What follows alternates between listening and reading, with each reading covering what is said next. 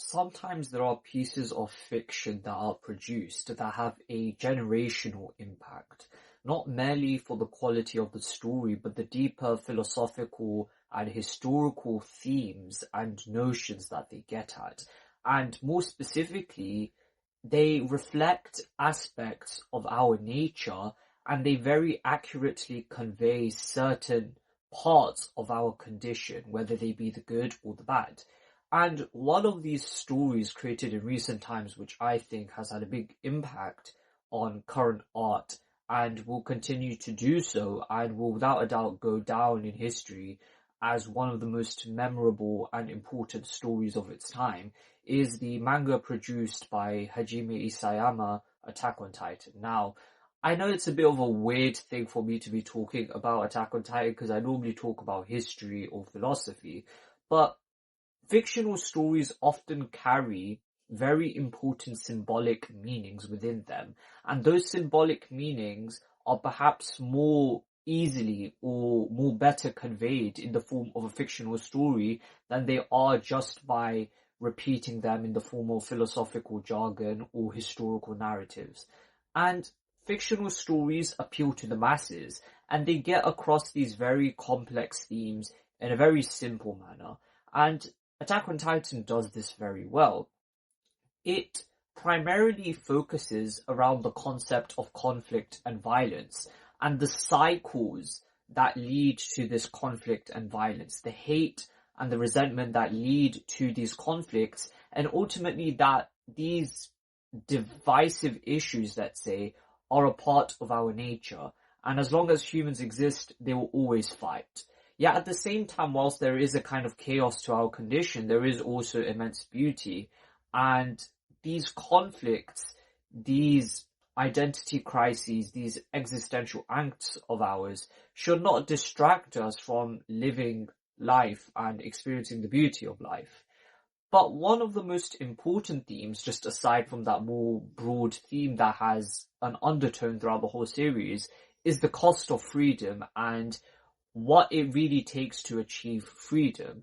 Of course, human history is filled with various revolutions and various times when people had to fight quite viciously to attain some kind of freedom. Okay, we see this in the American Revolution, the French Revolution. You see this historically in, let's say, places like Russia as well, and throughout Europe and throughout the rest of the world. You see this in the various anti-colonial movements of the world. You see this throughout the world, really, and throughout human history, how people have had to fight for their freedom. And so Attack on Titan isn't just some cliche story about some glorious conquest to attain freedom.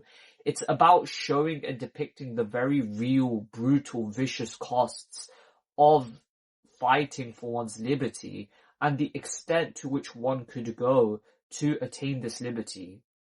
In the case of Attack on Titan, which is very extreme, one group of people, the Eldians, are the target of the hatred, and really the rest of the world desires the annihilation of these Eldian people due to the powers that they possibly have. And so, obviously, just to put out a spoiler alert here, in the end what happens is that 80% of the world population is annihilated by the main character Eren, because he feels that his people will not be safe, essentially. His loved ones will not be safe under this threat from the rest of the world.